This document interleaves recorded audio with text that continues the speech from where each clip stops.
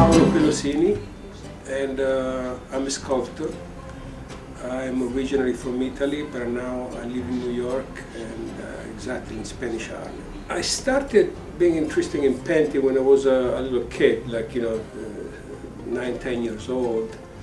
And then I went through all the schoolings in painting, like the Istituto d'Arte in Lucca, l'Accademia Firenze.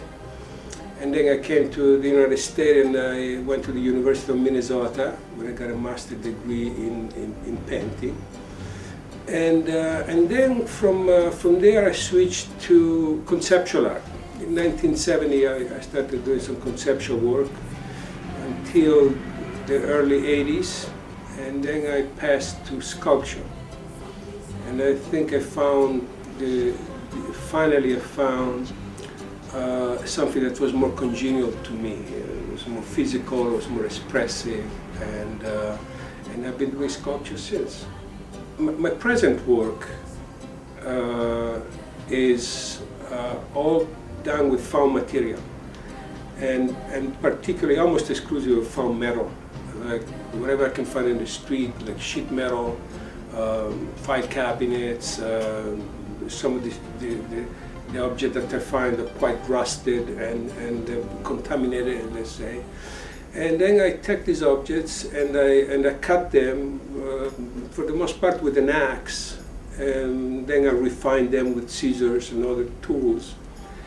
And I construct these sculptures. And in recent years, the sculpture has become more and more figurative. I went the other way around, rather than I started from abstract painting, I went to conceptual art to sculpture, and now the sculpture is very readable. And the reason why I'm doing that, because I realized that art is in a very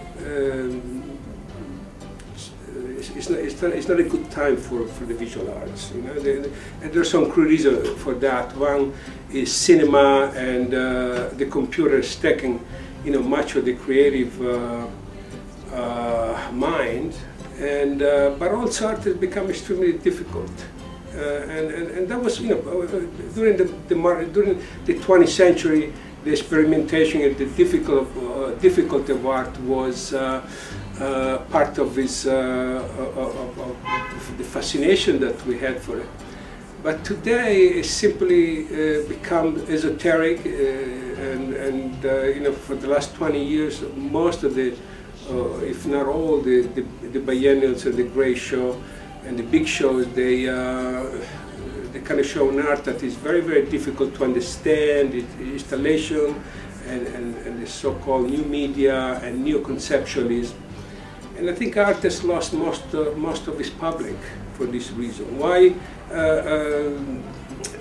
cinema and literature and music went through the experimental period in all the disciplines in the 20th century, and then they went back to address a large public. Artists remain into that kind of experimental, difficult to understand mode. And I think that is the main reason why it's losing its audience and basically it's becoming socially irrelevant.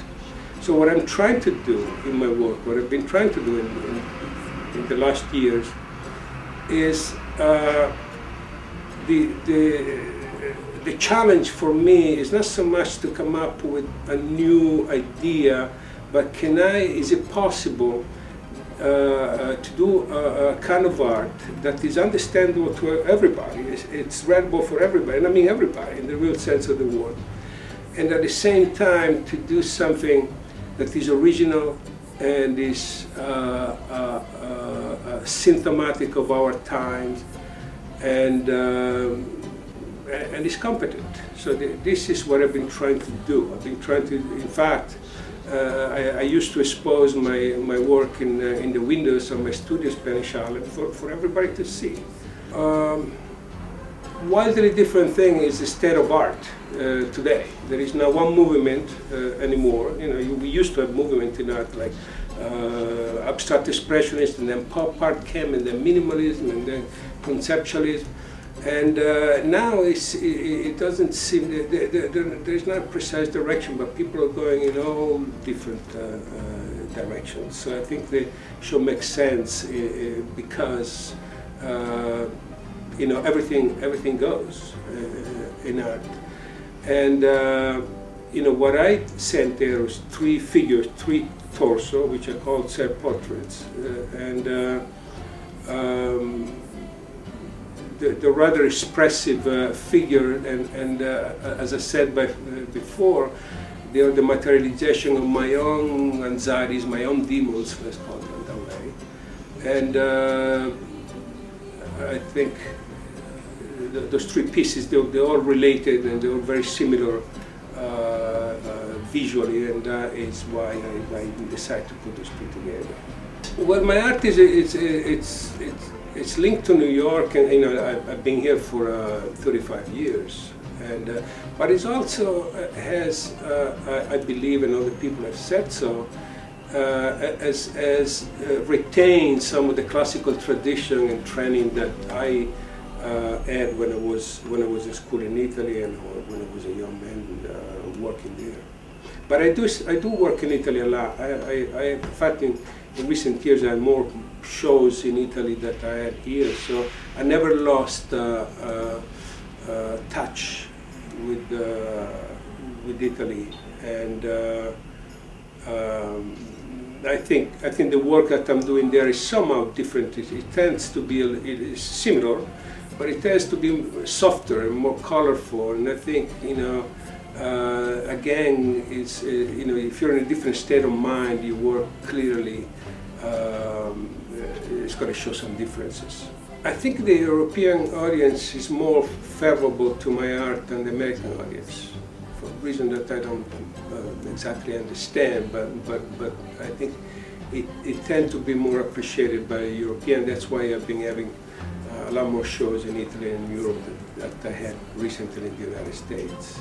A lot of my work has to do with death, not exclusively, but it's a subject that, especially recently, have been coming up in the world quite a bit. And I think the Italians and the Europeans are more willing to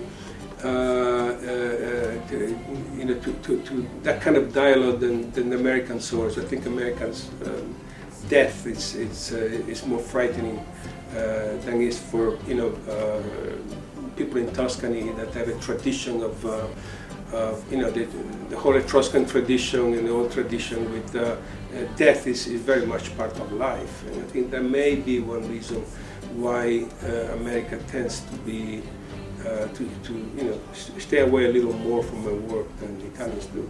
I wish I can be there. I wish I could be there. It sounds like a very interesting show. In fact, the